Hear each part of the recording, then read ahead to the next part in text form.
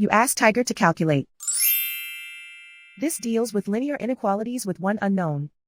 The final result is 5 equal or greater than -8. Let's solve it step by step.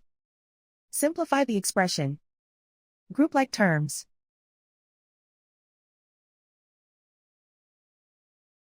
Simplify the arithmetic.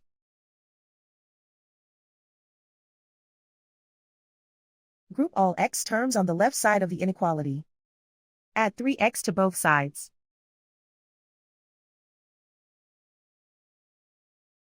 Group like terms.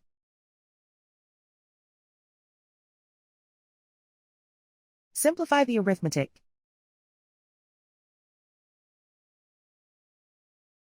Group like terms.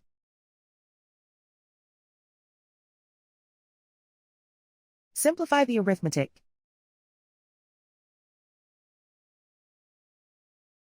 Plot the solution on a coordinate grid. And so the final result is 5 equal or greater than -8.